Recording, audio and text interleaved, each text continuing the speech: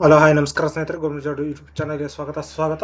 So ಈ ಒಂದು ವಿಡಿಯೋದಲ್ಲಿ ನಿಮಗೆ ಆಧಾರಲ್ಲಿ ಕರೆದಿರುವಂತಹ ಪೋಸ್ಟ್ ಬಗ್ಗೆ ತಿಳಿಸೋಕೆ ಬಂದಿದ್ದೀನಿ ಸ್ನೇಹಿತರೆ. ಆಧಾರಲ್ಲಿ ಕರೆದಿದ್ದಾರೆ. ಸೊ ಇಲ್ಲಿ ಬಂದು ನೀವು UDID ಅಂತ ಸರ್ಚ್ ಮಾಡಿದ್ರೆ ಸಾಕು. ಸೊ ಆ ಒಂದು ಹುದ್ದೆ ಕೂಡ ನಿಮಗೆ ಸಿಗುತ್ತೆ ಸ್ನೇಹಿತರೆ, ಓಕೆನಾ.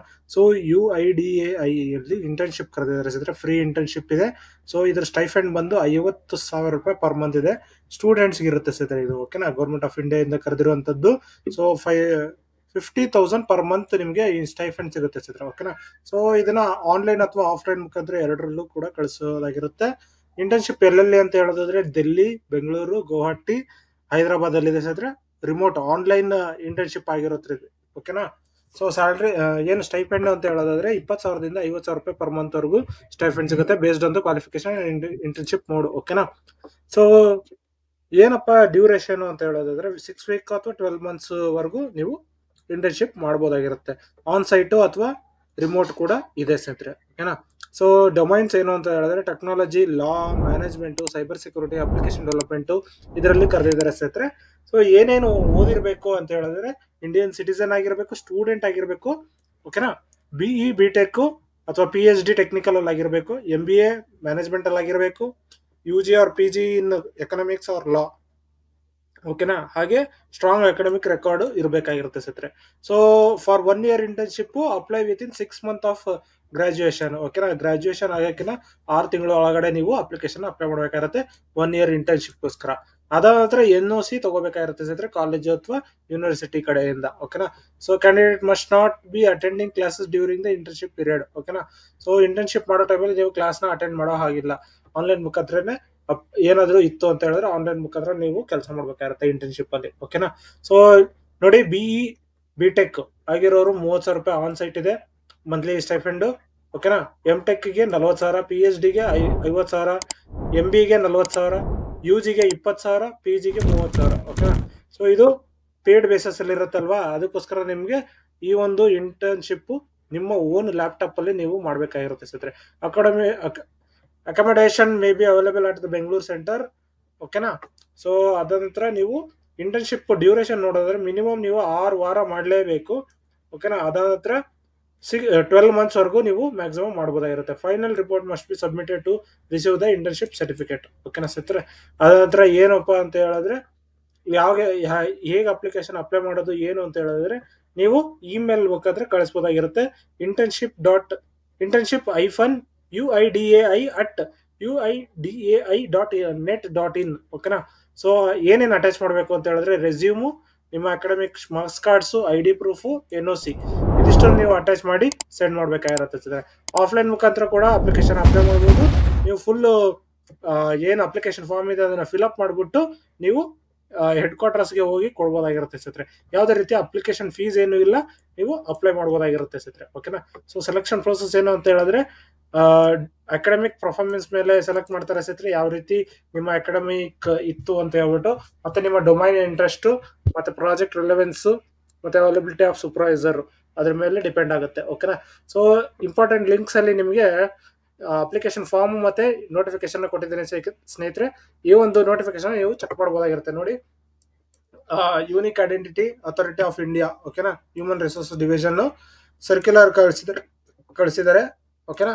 ಅದಾನಂತರ ಇಂಟರ್ನ್ಶಿಪ್ ಪಾಲಿಸಿ 2025, ಓಕೆನಾ.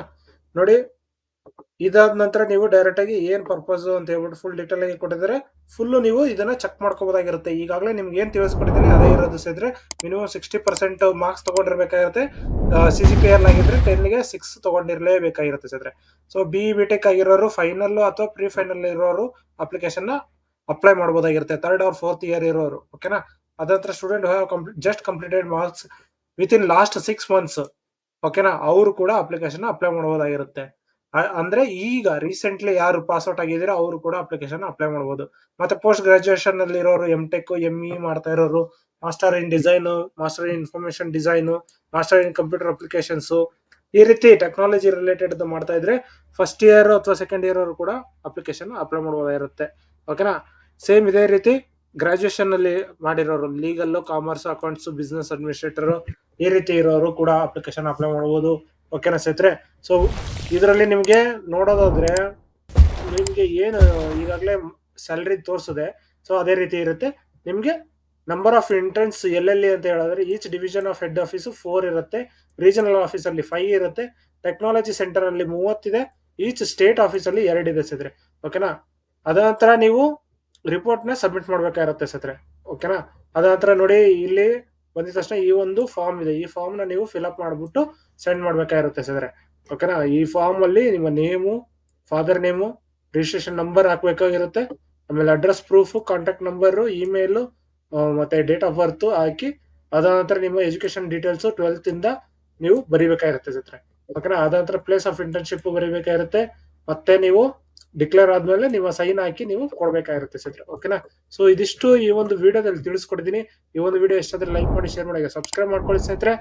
ಇನ್ನು ನೀವು ಸಿಡ್ಯಾಕ್ ಇದು ಕೂಡ ಈ ಇಂಜಿನಿಯರ್ಸ್ ಗೆ ಕರೆದಿರುವಂತದ್ದು, ಪ್ರಾಜೆಕ್ಟ್ ಇಂಜಿನಿಯರ್, ಪ್ರಾಜೆಕ್ಟ್ ಮ್ಯಾನೇಜರ್ ಆಗಿ ಕರೆದಿದ್ದಾರೆ ಸ್ನೇಹಿತರೆ. 850 ಪೋಸ್ಟ್ ಗಳನ್ನ ಕರೆದಿದ್ದಾರೆ ಸ್ನೇಹಿತರೆ. ಓಕೆನಾ. ಸೊ ಅದಕ್ಕೂ ಕೂಡ ನೀವು ಅಪ್ಲಿಕೇಶನ್ ಅಪ್ಲೈ ಮಾಡಬಹುದಾಗಿರುತ್ತೆ. ಮತ್ತೆ SSC ಅಲ್ಲಿ ಕರೆದಿದ್ದಾರೆ 2400ಕ್ಕಿಂತ ಹೆಚ್ಚು ಪೋಸ್ಟ್ ಗಳನ್ನ ಕರೆದಿದ್ದಾರೆ. 10th ಇಂದ ಹಿಡಿದು ಡಿಗ್ರಿ ವರೆಗೂ ಆಗಿರೋರು ಕೂಡ ಅಪ್ಲಿಕೇಶನ್ ಅಪ್ಲೈ ಮಾಡಬಹುದಾಗಿರುತ್ತೆ. ಸ್ಪೆಸಿಫಿಕ್ ರೀಸನ್ ಅಲ್ಲಿ ಈ ಒಂದು ಡಿಗ್ರಿ ಅಥವಾ 10th ಈ ರೀತಿ ಮಾರ್ಕ್ಸ್ ಏನು ಪೋಸ್ಟ್ ಗಳು ಕರೆದಿರ್ತಾರೆ ಸರ್, ಅದನ್ನ ಚೆಕ್ ಮಾಡ್ಕೊಂಡು ನೀವು ಅಪ್ಲಿಕೇಶನ್ ಅಪ್ಲೈ ಮಾಡ್ಬೇಕಾಗುತ್ತೆ. ECI ಅಲ್ಲೇ ಇಂಜಿನಿಯರ್ ಪೋಸ್ಟ್ ಗೆ ಕರೆದಿದ್ದಾರೆ, 40 ವೇಕೆನ್ಸಿ ಇದಾವೆ, 55 ಏನು ಪೋಸ್ಟ್ ಇದೆ ಕರೆದಿದ್ದಾರೆ ಸರ್. ಓಕೆನಾ.